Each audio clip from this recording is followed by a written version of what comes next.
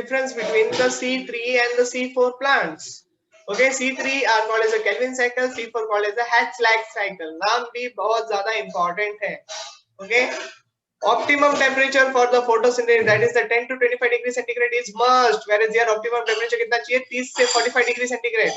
Okay, यहाँ पे atmospheric concentration of oxygen जो है वो 21% से reduce होता है at the rate of photosynthesis, which is optimum at 2 to 4% of the oxygen concentration.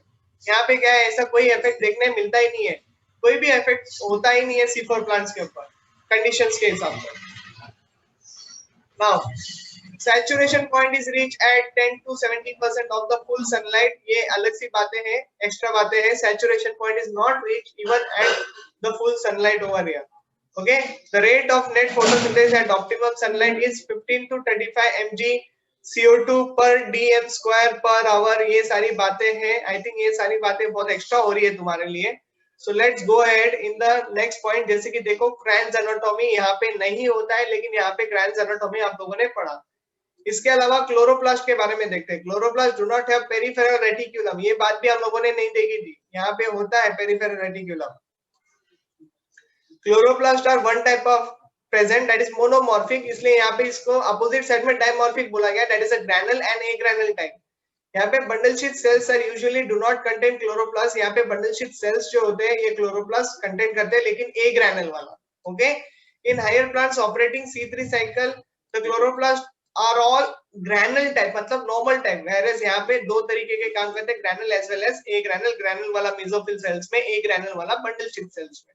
Okay, enzyme की बात करें तो ribulose bisphosphate is the first acceptor of the CO2, whereas here phosphoenol pyruvate was the first acceptor of the CO2, while ribulose was the second acceptor of the CO2. Okay, जो हम लोगों ने देखा था ना, जो सेकंड टाइम जब carbon dioxide release हुआ in the bundle sheath sales, तो वो वाला फिक्स करने के लिए हम लोगों ने 2 ATP यूज किया था, तो उसके बारे में बता रही है.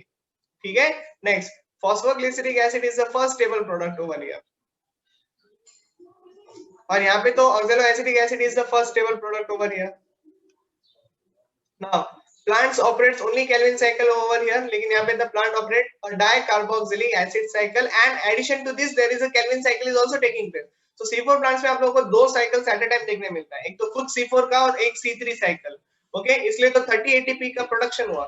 Now see, carbon dioxide compensation point is 25 to 100 ppm, ये पार्ट्स पर मिलियन है. ओके, देन इसका जो है वो 0 to 10 ppm ही है, कम होता है.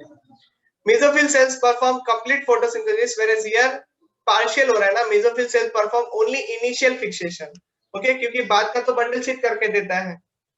Next, the rate of carbon assimilation is very slow over here. यहाँ पे ये नेग्लिजिबल होता है. The plants are unable to perform photosynthesis at very low CO2 concentration. Okay, whereas here photosynthesis continues even at very low CO2 concentration. Next, photorespiration is quite high, whereas here it is negligible. At low temperature, C3 plants are more efficient, while at high temperature their photosynthetic activity is comparatively reduced. Okay, C4 plants में देखो efficient than C3 plants at low temperature, but have a higher net assimilation at high temperature. कितना है यार? अच्छा, और अभी है. Next, the cycle operates in all plants, whereas here it's found only in the some plants. The plants are adapted to all types of the climates, लेकिन plants are adapted only the tropical climate, क्योंकि थोड़ा सा गर्म भी होता है. Okay, C3 plants usually cannot tolerate the saline condition. They are tolerate saline condition, जैसे कि हम लोगों ने इंट्रोडक्शन में ही इसके बारे में बात की थी. Okay, fixation of the one molecule of the CO2, that is a 3 ATP and 2 NADPH2 is required over here. लेकिन यहाँ पे देखो required 5 ATP and the 2 NADPH. और क्या है? C3 plants usually perform photosynthesis only stomata are open. Here C4 plants perform photosynthesis even when the stomata are closed from the CO2 produced in the respiration. Next, photosynthesis stops under water stress condition, मतलब जो water available नहीं होगा तो photosynthesis रुक जाएगा. Whereas here photosynthesis can work under water stress condition also, it is possible. Okay, इसलिए तो ये ऐसे adaptation दिखाता है ग्रैनुल टाइप के क्लोरोप्लास्ट वगैरह प्रेजेंट होना, Cran's anatomy होना, है ना. तो आई गेस यहाँ तक तो तुम्हारी सारी बातें जो है वो एकदम से क्लियर हो गई है. चलो फटाफट बताओ so that we can enter into the next part. Okay diagram के ऊपर आप लोग ज्यादा फोकस करो, साइकिल को प्रैक्टिस करो, बाकी इसमें कुछ नहीं है।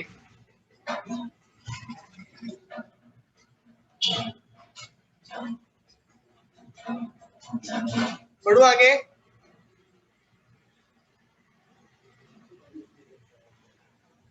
Just give me a minute, मैं पानी पी लेता हूँ।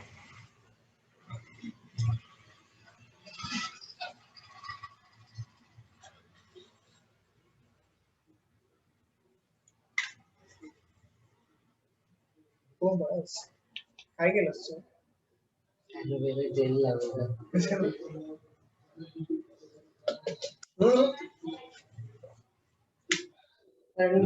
बाकी है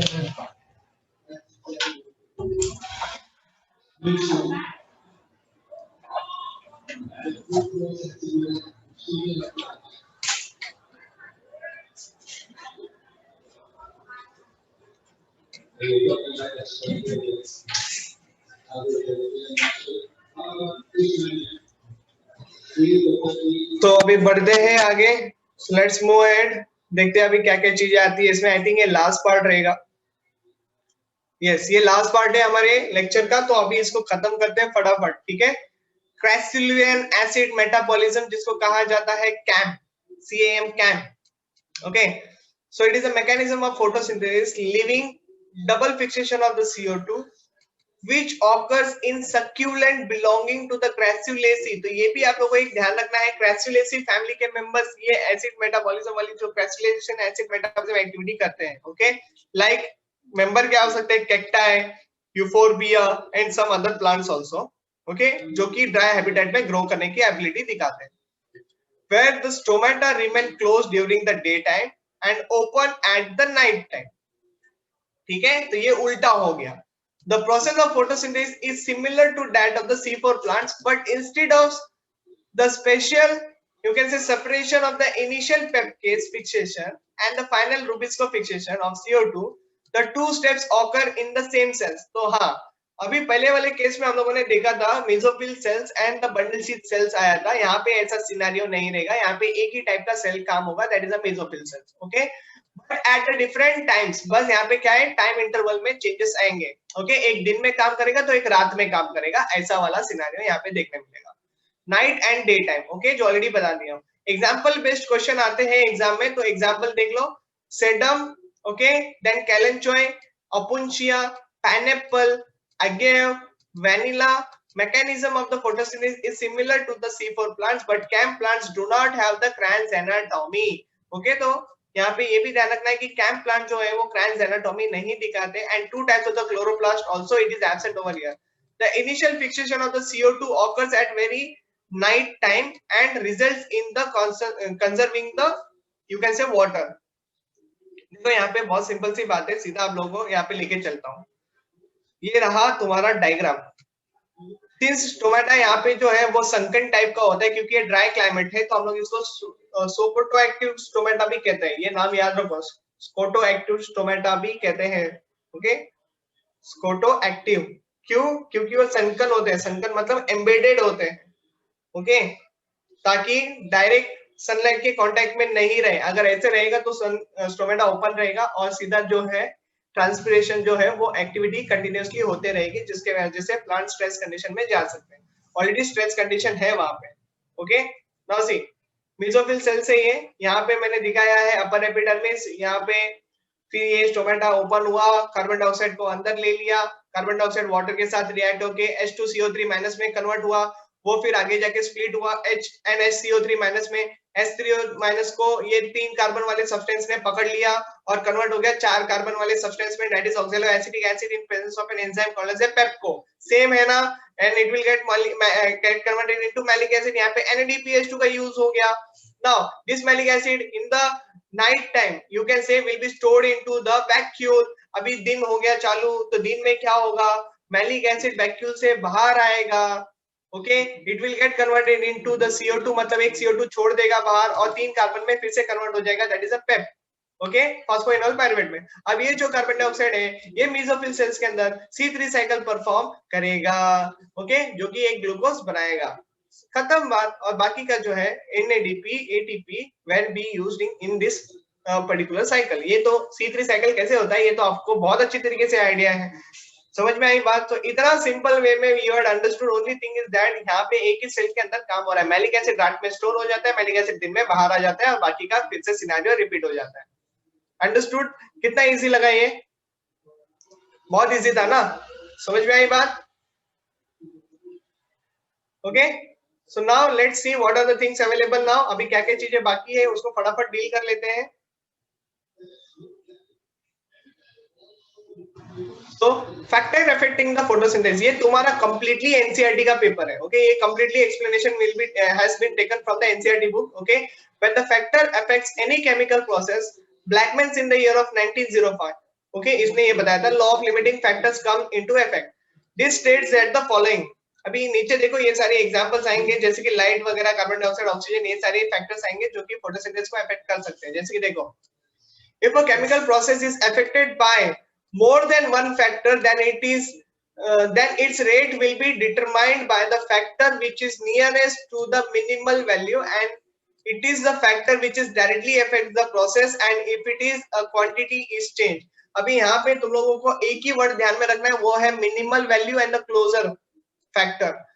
जो फैक्टर सबसे क्लोज माना जाएगा उसी के वजह से सबसे ज्यादा इफेक्ट होता है, ये भी ध्यान में रखना है आप लोगों को। ये जो स्टेटमेंट है ये बहुत इंपॉर्टेंट स्टेटमेंट है। ओके, कभी कभी ये स्टेटमेंट छाप देंगे और बोलेंगे whether this statement is right और नॉट राइट करके भी होता है, या फिर बोलेंगे please select one of the following correct statement या फिर इनकरेक्ट स्टेटमेंट। ओके, ऐसे बेसिस के लिए वो स्टेटमेंट होते हैं। For example, despite the presence of A green leaf, देखो क्या बोला है, presence of A green leaf and optimum light, मतलब सारी चीजें कंडीशन प्रॉपर है, लाइट भी प्रॉपर है, CO2 कंडीशन भी प्रॉपर है, and the plant may not photosynthesize if the temperature is very low. तो टेम्परेचर सबसे कम है देखो, लेकिन लाइट है, CO2 भी है, लेकिन टेम्परेचर बहुत कम है, ठंडी है। Okay, this leaf if given the optimal temperature it will start photosynthesis, मतलब अगर मैं टेम्परेचर ऑप्टिमम लेवल पे अगर लेके आऊं, मतलब प्लांट को अगर उस जगह से हटा के नॉर्मल कंडीशन में लेके आऊं, नॉर्मल टेम्परेचर पे, तो वो फोटोसिंथेसिस कर सकता है। ओके, लेकिन अगर एक भी कंडीशन फैक्टर जो दिक्कत क्रिएट करेगा तो फिर फोटोसिंथेसिस के ऊपर इफेक्ट गिरता है। ओके, इसको समझने के लिए देखो यहाँ पे एग्जांपल दिया है light. There is a linear relationship between the incident light and the CO2 fixation rates at low light intensities। देखो अभी यहाँ पे समझो, at higher light intensity gradually the rate does not shows the further increase, okay, as factors becoming limiting। What is interesting to note is that the light saturation occurs at 10% of the fall sunlight। तो खाली 10% जो sunlight रहता है वही हमारे photosynthesis के लिए काफी होता है। ये स्टेटमेंट हम लोग ऑलरेडी डील कर चुके हैं। Okay, hence except for the plants in the shades or in the dense forest, light is rarely a limiting factor in the nature। तो लाइट को लिमिटेटिंग फैक्टर माना नहीं है। ओके, बहुत रेयरली ऐसे केस होते हैं जहाँ पे जैसे कि ऐसे प्लांट्स होते हैं जो कि शेड एरिया में वगैरह ग्रो होने की एबिलिटी दिखाते हैं। Increase in the incident light beyond a point causes a breakdown of the chlorophyll and a decrease in the photosynthesis। बाकी की एक्टिविटी तुमको पता है, ये आप लोगों को एक ग्राफ दे के रखा है। एक लेवल तक आप लोग अगर लाइट इंटेंसिटी बढ़ाते रहोगे, एक लेवल तक ही फोटोसिंथेसिस हो जाएगा। अगर आपकी लाइट इंटेंसिटी बढ़ती रहेगी तो भी कोई मतलब नहीं है, फोटोसिंथेसिस जितना होना है उतना ही होगा, उससे ज्यादा नहीं होगा। ऐसा नहीं है कि ज्यादा प्रोडक्शन ऑफ ग्लूकोज बनेगा, नहीं, बाकी के सारे फैक्टर भी मैटर करते हैं, लिमिटिंग होते हैं। Okay, now carbon dioxide concentration, अभी इसको देखो। CO2 is the major limiting factor for the photosynthesis। The concentration of the CO2 is very low in the atmosphere। Okay, that is between the 0.03 and the 0.04। ये आप लोगों ने already deal कर चुके हैं in the environmental issue। Okay, increase in the carbon dioxide, sorry, increase in the concentration of the carbon dioxide, that is 0.05%, can cause increase in the CO2 fixation। Okay, beyond this level can become damaging over longer periods, मतलब अगर ज्यादा fixation of the CO2 हुआ तो भी ये problematic हो सकता है। ओके, अभी जैसे कि कंडीशन देखो, the C3 and the C4 plants respond differently to the carbon dioxide concentration at low light condition। neither group respond to the high concentration, okay, condition, or you can say at high light intensities। Both C3 and the C4 plant shows increase in the rate of photosynthesis What is important is to note that the C4 plant shows saturation at about 360 micron per liter, while the C3 plant respond increase in the CO2 concentration and saturation is seen only beyond the 450 micron per liter. ये जो value screen पे आई है इसी को आपको ध्यान रखना है with respect to the C3 and the C4 plant. यही वैल्यू आपको एग्जाम में दी जाएगी या फिर पूछी जाएगी, तो ये आपके लिए इंपॉर्टेंट फैक्टर है यहाँ पे स्क्रीन पे, ये जो वैल्यूज है वो याद रखना है. The fact that the C3 plant responds to the higher CO2 concentration by showing the increase of the rate of photosynthesis leading to the higher productivity has been used for some greenhouse crops such as tomatoes, bell pepper. तो green house condition में आप लोग अगर जाओगे तो वहां पे CO2 का concentration ज्यादा होता है, वो गर्म एटमॉस्फेयर होता है. Okay, they are allowed to grow carbon dioxide enriched atmosphere that leads to the higher yield. तो ग्रीन हाउस प्लांट में क्या होता है, कार्बन डाइऑक्साइड हम लोग बाहर रिलीज ही नहीं करते एटमॉस्फेयर में, वो ग्रीन हाउस के अंदर ही सर्कुलेट होते रहता है. इसलिए ग्रीन हाउस के अंदर जो प्रोडक्शन होता है, प्रोडक्टिविटी होती है, वो बहुत ज्यादा देखने मिलती है. ओके, कभी ग्रीन हाउस जाओगे, कभी गए रहेंगे तो वहां पे ये सारी बातें नोटिस जरूर करना. ओके, खास करके कॉलेज लेवल पे आप लोगों को लेके जाते हैं और फिर वो वहां के जो ट्रेनर होते हैं जो ऑलरेडी ग्रीन हाउस की काम करते रहते हैं, ग्रीन हाउस में जो सब्जी वगैरह ग्रो करते रहते हैं, वो इन सब के बारे में एक्सप्लेन भी करते हैं. ओके, तो उससे अच्छा और क्या हो सकता है. Now last is that temperature. The dark reaction been enzymatic are temperature controlled. तो एंजाइम के लिए तो पता है, सारे एंजाइम्स को काम करने के लिए एक नॉर्मल टेम्परेचर चाहिए होता है, ऑप्टिमम टेम्परेचर चाहिए होता है. ये आप लोग बायोमोलिक्यूल्स में ऑलरेडी पढ़ चुके हो. जितना ज्यादा high temperature enzyme will get disturb. Okay, अपनी जो एक्टिविटी है वो कम कर देता है. So enzymes are all you can say temperature sensitive होते हैं. The light reaction are also a temperature sensitive. They are affected too much, okay, to a much less extent. The C4 plant responds to the higher temperature and shows higher rate of photosynthesis, while C3 plant have much lower temperature optimum. Okay, the temperature optimum for the photosynthesis of a different plants also depends on the habitat they are adapted. तो जैसे कि tropical plant जो होते हैं वो गर्म atmosphere में होते हैं ग्रो. ओके, देखो तो उनका हिसाब से उनका टेम्परेचर भी ज्यादा है. Higher temperature optimum than the plants adapted to the temperate region. तो temperate region and tropical region को कंपेयर करोगे तो temperate region की कंडीशन लाइक अपने रूम टेम्परेचर जैसे होती है, लेकिन आप लोग गर्म एटमॉस्फेयर में जाओगे तो वहां की जो ट्रॉपिकल कंडीशन है वो गर्म रहेगी. वहां पे ऑक्सीजन का कॉन्सेंट्रेशन भी मैटर करता है, वहां पे ज्यादा देखने मिलेगा गर्म वाले एटमॉस्फेयर में. whereas in the cold atmosphere like normal condition you can say the carbon dioxide level will be like much higher as compared to the oxygen. okay, तो वहां पे कार्बन डाइऑक्साइड को फिक्स करना इजी हो जाता है. Water is the last factor. Even though water is one of the reactant in the light reaction, the effects of the water as a factor is more through its effects on the plant. Rather than directly on the photosynthesis, water stress causes the stomata to close, hence reducing the CO2 availability. तो simple सी बात है, stomata बंद रहेगा तो water stomata बंद रहेगा तो CO2 तो अंदर एंटर नहीं कर पाएगा. और ये होता है क्योंकि वाटर कंडीशन इतनी खास नॉर्मल नहीं रहने के कारण होती है. ओके, खास करके डेजर्ट वाले एरियाज में. Besides the water stress also makes leaves wilt. Wilt होना यानी बंद हो जाना, thus reducing the surface area of the leaves and their metabolic activity as well. तो जैसे ही लीफ एरिया कर्ल होने लगता है, बंद होने लगता है, तो पूरा सरफेस जितना भी एक्सपोज रहता था पहले इनिशियल लेवल पे फोटोसिंथेसिस करने के लिए वो कम हो गया. तो वो कम होने के कारण CO2 फिक्स नहीं हो पाएगा. CO2 जितना कम फिक्स होगा फिर उतना कम प्रोडक्शन होगा. ये सारी बातें यहाँ पे मैटर करती हैं. Okay, so here we completed the photosynthesis chapter in detail.